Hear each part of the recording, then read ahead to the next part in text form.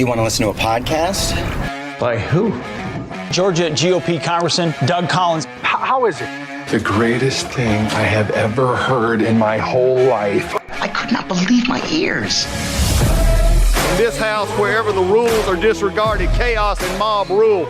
It has been said today, where is bravery? I'll tell you where bravery is found and courage is found. It's found in this minority who has lived through the last year of nothing but rules being broken, people being put down, questions not being answered. And this majority say, be damned with anything else. We're going to impeach and do whatever we want to do. Why? Because we won an election. I guarantee you, one day you'll be back in the minority and it ain't going to be that fun. Hey everybody, welcome back. It is Monday. We're just a little bit away from the next big date in the presidential primary. Of course, as I've already said, I think this is pretty much over, and I think it is. But we're going to see what last gasp it looks like the Nikki Haley campaign can have in New Hampshire, coming off the heels of a third place finish in Iowa, a second place finish by Ron DeSantis, in which in the past week we have seen his campaign, basically the super PAC and others, dissolve. They have laid off almost everyone on the campaign. The DeSantis war room, Twitter and everything else is now gone for the most part. And, so again, not sure how they're wanting to hang in this race at this point. But as we start the new week, one of the things that, we got to look at is what's going on in two big areas. And I'm going to hit these here today. We're going to do a podcast, get you ready for what's going on. And we're going to hit on the approach issues that are going on in Congress right now. I'm getting a lot of feedback from folks about that and the discussion of that Ukraine border. Let's break that down into what actually is going on in D.C. And then we'll spend a few minutes on New Hampshire and what comes next. And I think that's going to be the key as we go. So there we go. After the break, we are ready to go, and we'll come back and get it all started here on the Doug Collins Podcast. Glad you're with us. Hey, folks, when you look out and you see the country and just the disarray it is, you see the Biden administration, you see the wholesale prices have just went through the roof again. Inflation is tearing us up.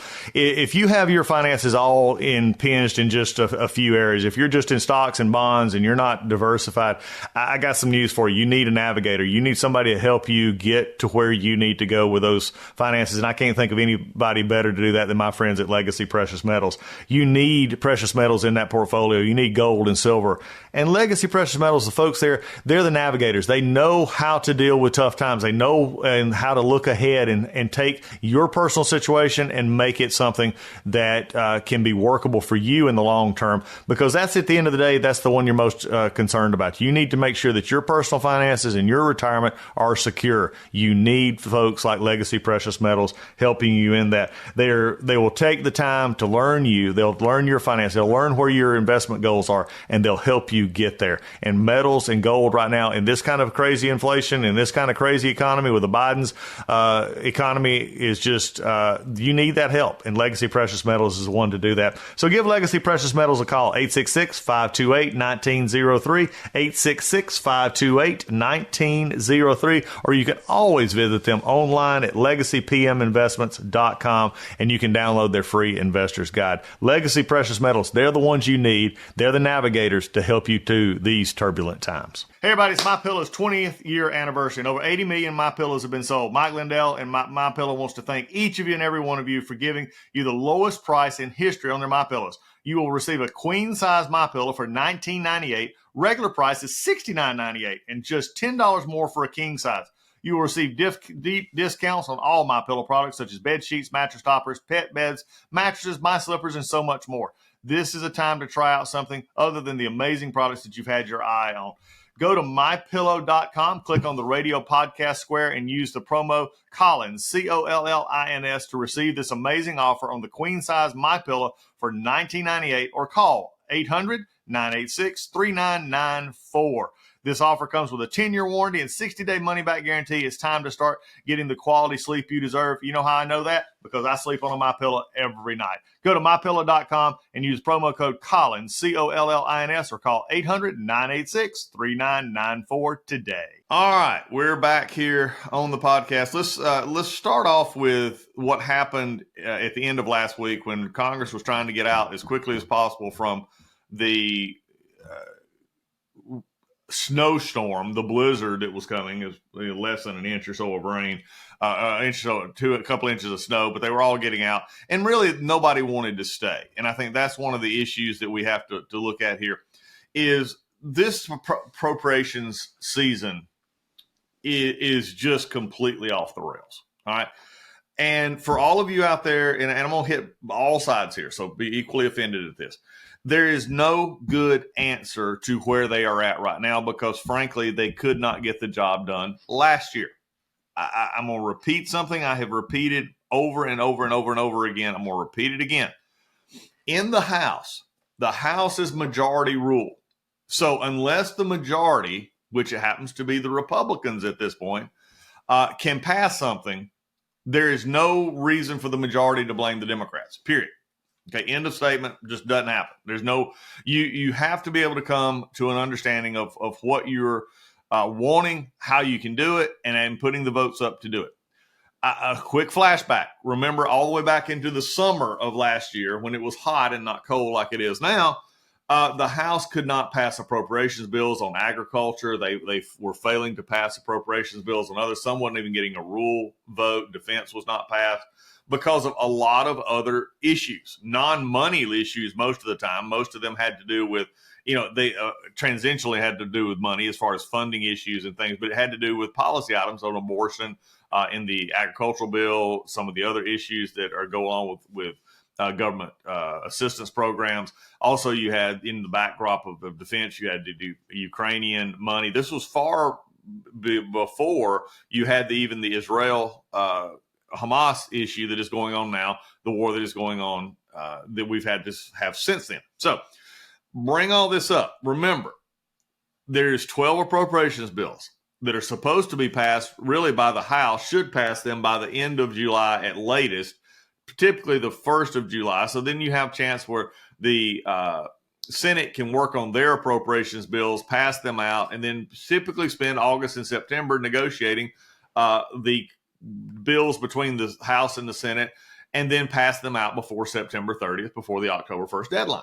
That's the way it's supposed to work. That's the constitutional way, and I still hear members of both I hear members on all spectrums of the political scale saying we've got to pass all 12 bills, and I agree with them. The problem you're having right now, though, is in the House. The House Republicans can't pass them by themselves; they just can't.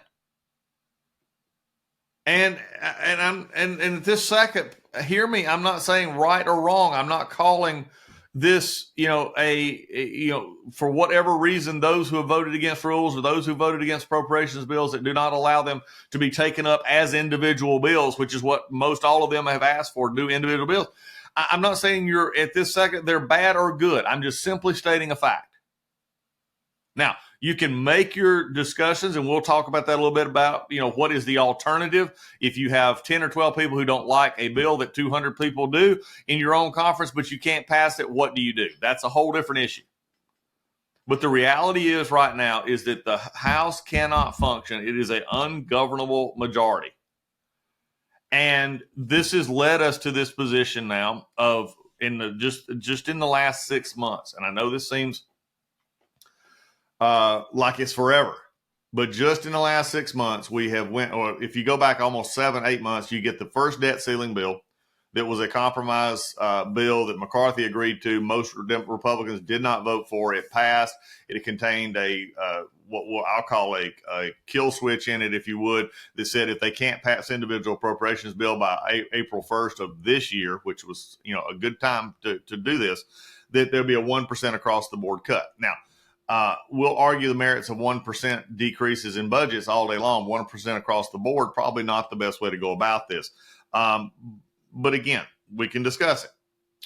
Now, that led to McCarthy being in trouble with the base, especially when they would get to the end of the year and pass a CR, which he did the same thing on, brought it to the floor under suspension, which means that he can bypass the rule vote, which is where Republicans have been stopping themselves lately at the rule vote. because it only takes 2 or 3 Republicans to vote against the rule, and the bill can't come forward. So McCarthy put forth a CR bill in September. He did it on suspension, and then was vacated. The chair was vacated when the 8 members, I believe it was, of the House actually voted to get rid of McCarthy. That spent us then about 6 weeks. Really, if you want to go 8 to 9 weeks of a chaotic time in the House, because there was no there was no speaker, nothing could happen. Then when they got Mike Johnson as speaker, he had to get ramped up, and he was right on top of another spending deadline, in which they then passed another CR to take it to what we have now is this bifurcated CR, in which you had several of the bills at one time, several of the bills at another time, and that they were going to work on them individually. No surprise to many, including myself, that the frustration factor grew. There was no work done on these bills in the process of even finding top line numbers or other things, which is well documented, not just an assumption. They didn't have the numbers through December. They had all of December to work on this, but they didn't want to work on them through December. They were struggling with a FISA reauthorization, which, again, I know that has nothing to do with the probes, but it has to do with this internal struggle among the conference Republicans that, do they want more, sort of a status quo government surveillance system, or do they want less or a more check on that government surveillance system? And I think most Americans would want more of a check. Unfortunately, you had a significant number of Republicans in the House who wanted to maintain a relatively semblance of status quo when it came to surveillance. Again, another topic, another issue that is now crowded out the appropriations process. So we come into the first of the year. We were a couple weeks away from the first deadline, which was last Friday. And shockingly to no one, no individual bills were discussed. The only thing that was discussed was a CR to get you further on, because once they, quote, had a number fixed, a top line number, if you would, once it was fixed, then they still had to write the bills. And from sources and others, the new team at Speaker Johnson's office didn't realize that it actually takes a while to do that, several weeks, if not longer, especially if you don't have some of the details of which bill gets how much on their top line. 302B number is what it's called. So they realized, oops, we can't do this in the next 2 weeks, and they had to push it till March. That was the vote from last week. But again, the speaker could not bring it up on a rule, because you had conservatives who wanted to attach H.R. 2, which is the border bill that they passed last year, to this. If they sent that back to the Senate, it was going to result in a shutdown that would have at least lasted through the weekend, if not through but longer. So the decision was made not to do that, send it to the floor. One Republican majority vote, in other words, 107 to 106, passed this bill on to the president last night. All Democrats voted for it. 107 Republicans voted for it. 106 Republicans voted against it. This is where we stand. And now we put ourselves on a timer till March 1st. And if they don't get around to it, then we're going to be in the same position when we come then. Now, why is a CR bad? There's several reasons CR is bad. Number one, long-term spending can't happen under a CR. It has to be it's limited to the amount of monies, and the monies from the previous. It's the inherent language of a continuing resolution means it just continues the budget or the appropriations last package. So this would have been the Pelosi-Biden package from December of 22 that is going forward here. So as you look at this, the real problem is coming up is that you're still operating as if the Democrats were in control of the House. And I know everybody is well known that the Republicans are in control of the House, but this is why CR is bad. Multiple reasons for that. So this is where we're operating. Now, there are some conservatives now who want to just say, forget it, let's do a CR till the end of the year, although they're not happy about it, but they get the 1% cut across the board that they were looking, that they can claim as a victory going into saying we cut back spending in several areas, and we'll just try to do this at the beginning of the year. My problem is Washington, and I was a part of this. I talked about it then. I worked to try and fix it then, but nobody wants to take a hard vote in Washington, D.C. many times. And I get it, because the political gauge is so amped up on social media and everything else about every vote that is taken, especially when a group feels like that they're not getting what they want. The big issue with all of this, however, though, is the fact that there's no end in sight. There's nothing to break this cycle. If you passed a CR, let's just say they got one and just said, sort of the heck with it. We're just going to pass a CR, all 12 bills to the end of September and try again this year. What gives us any hope that they'll be able to pass in the House 12 appropriations bills when we just have seen the results of a whole year when they can't pass the individual bills? Now, they can pass some of them, but they've not been able to pass all of them. And 12 is the magic number here. So just understand something. For those of you who say, well, just shut it down, that's our leverage. Okay, what's your way out? If you say, that I've got to have HR 2 and that's the only way out, the Senate says we're not going to do it. You got members of the Republican Party in the Senate who says not going along with that, and they're able to pass something out. You're at a standstill, and at the end of the day, you have a shutdown in which I guarantee you, as we've seen in the past, the Republicans in this House will be blamed for. And in an election year in which we're trying to get rid of Joe Biden, you're giving the Biden administration control of the budget during this time. Understand something. If a shutdown occurs, the administration gets to pick how the money is spent. The emergency funds are spent. That's something you would want to stay away from, I believe, if you're a Republican in this country. You do not want Joe Biden to have control, the administration to have control over how money is spent during a shutdown. I say all of this to just simply let you know this. They're going to have to figure this out. They're going to have to get to a point and saying, even if they did a CR to the end of the year, they're going to have to get back into the Appropriations Committee and then figure out how to get 218 votes on the floor for the Republicans. Until they do that, we're going to keep going round and round and round and round and round and round and round and round and it's not going to get any better. And again, I saw it when I was there, was participatory in it, seeing what all was happening. But yet, when it comes to spending bills, we don't have a good track record on pushing for stuff because we have to have something to push from. And if you have nothing to push from, it makes it even harder to get the negotiated plan in when you control one of the three branches that have to be involved in this. So there's your update on the spending bill. I wouldn't worry about it because I'm not sure they're going to. Last I saw over the weekend, they still don't have the 302B numbers, which is the individual top lines for the appropriations bills negotiated and finalized. So they're still trying to figure out where to allocate money into these bills. And until they actually have those numbers, it's hard to write a bill to a top line that you don't have. Other things going on, you got FISA, you've got other issues that are going to be going on. You got the Ukraine money with border bill issue stuff. So a lot going to be to talk about, but the appropriations process is going nowhere. And a lot of it starts and finishes with the fact that Republicans cannot stick together on a plan that would actually get signed into law. Until that happens, it doesn't mean that they have to collapse on everything that they want. It doesn't mean that they don't get things that they want. In fact, they can get things they want. They can team with the Senate and get things they want, but it's not going to be everything. And we've got to start somewhere. And right now, by the way, not shutting down the government does not help our national debt at all. Period. Doesn't happen, because when they open it back up, they're going to pay all the employees and the contracts that weren't getting paid. Enough said. Let's move on to New Hampshire. New Hampshire is just literally right around the corner here, and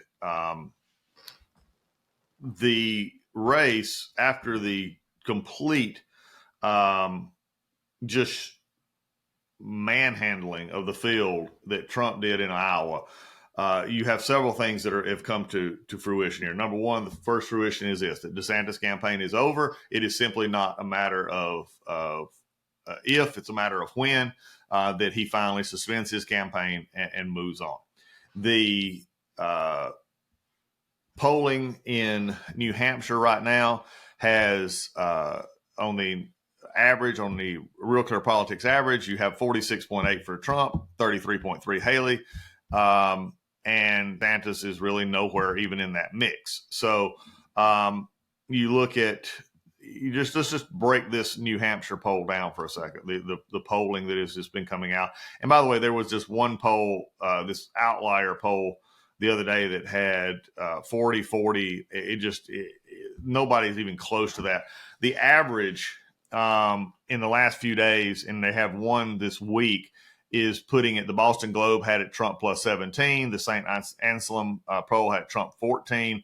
The Emerson poll, WHDH Emerson poll on 108 to 110, which would have been before Iowa, still had it at 16. The closest poll was a CNN poll earlier this month with Haley and them at a plus 7. The averages here, however, are really what shows it, and Trump is just continuing to make this a done race. DeSantis is never getting above 6% in any of these polls since the first of the year. With Christie being out, Haley did pick up a good many of the Christie voters. But what is interesting is since, for the most part, on the polls that are used in these averages, since Christie dropped out, Trump actually jumped above 50% in these polls. So, look, we're not going anywhere in these polls that are showing you anything other than the fact that Donald Trump is in a commanding lead. Donald Trump will be the nominee, and there's not a lot of discussion about this. I was confronted this week because this past week I was on TV as many were talking about this campaign. I was outnumbered and did a lot, and was asked about, well, Doug, how do you know this is over? Well, here's the deal. Number one, Ron DeSantis spent all he had in Iowa and didn't win a county, period. That's enough to have ended it right there. Not sure why we're continuing this on. He's quit all spending, quit ad buys. He's done everything else. People are being laid off. It's over, except for the official announcement that it's over, because he has no path. He's going into New Hampshire. He's polling 5 or 6%. That's going to be a distant third. I mean, way distant third at best. Going into South Carolina polls, this is where it really becomes the problem for Haley. Haley could, and I've said this before, even if a miracle happened and Haley somehow pulled off an upset in New Hampshire, this is what she faces when she goes to the next primary, which is about 2.5, 3 weeks away. And that is the South Carolina polling numbers. The average right now for Trump is 30.2%. She is getting beat. This is consistent since October. She's down 25 points or more. There's just not a path. She can't. This quote comeback in South Carolina is not a comeback. In fact, it would be an embarrassment right now if it was to happen. Could it get a little closer? Possibly. And that's assuming miracles in New Hampshire. But also, money's not going to be coming in. There's going to be a lot of problems here. By the way, if you're curious, again, DeSantis is barely registering double digits in South Carolina. So if there was this idea that he could come back in South Carolina, that's just not happening. So let's go on into Nevada, which would be the next Republican caucus state here. And Haley is not even on the Nevada caucus. And again, it's a 60-point lead for Trump. DeSantis will not be around. Ramaswamy and Christie are no longer in the race. Trump's to take in in Nevada. And then you would get into the really what would be the heart of this campaign, and that would be the Super Tuesday polls. And again, it shows the same thing that we're looking at in South Carolina, in Nevada, and others, that Trump is just overwhelming this field. The best thing right now, in fairness, is to the Republican Party to come together and make sure that we're now in a position. It's going to be Trump and it's going to be Biden. The Republicans have got to fix the messes on what is important: immigration, economy, the national security, our role in the world. Those are the things that's going to matter. And when we look at that, I think that would be the key that we need to focus on for the next 6 or 7 months. I said this last week on Friday's Finest. This could end up being the longest general election campaign, true general election campaign that we've ever seen. And it's the first time in generations that we have had an incumbent president, almost 100 years, I guess, a incumbent president facing a president that he defeated. In other words, you have two men who have been president running for president again. So it's going to be an interesting run. It's going to be a long run. But getting out of this primary, New Hampshire, we'll see what happens. But right now, there's just no path. And that's why when I said, well, Doug, how do you know it's over? There's just no pathway forward after that for the Haley campaign, barring some miracle in which she was to beat Trump in New Hampshire by double digits, which is not going to happen, or something else was to happen. I think it goes back to something that I've said before on this podcast, and I've said it on many other times as well, is I think that they're a part of the DeSantis and Haley grouping in particular that are just sticking around thinking that something's going to happen to Donald Trump that would make him not be the nominee, and they wanted to be there in case that happens. It's a sad way to run the campaign at this point, but you've tried to make your case, you've not made your case, and right now it's time for us to look ahead to November, because Joe Biden is the one that we've got to beat. All right, that finishes up a Monday here on the Doug Collins podcast. I wanted to give you the lowdown on the approach bill, why this process is a problem. Also, a little look at New Hampshire. We'll have more on this as we go through the primary season here, but hopefully we'll be also looking at other issues as well, because we've got a big election year. We're going to still be focusing on Senate races, House races. Everything's up for grabs, and we'll see you here on the Doug Collins podcast. All to discuss. See you next time.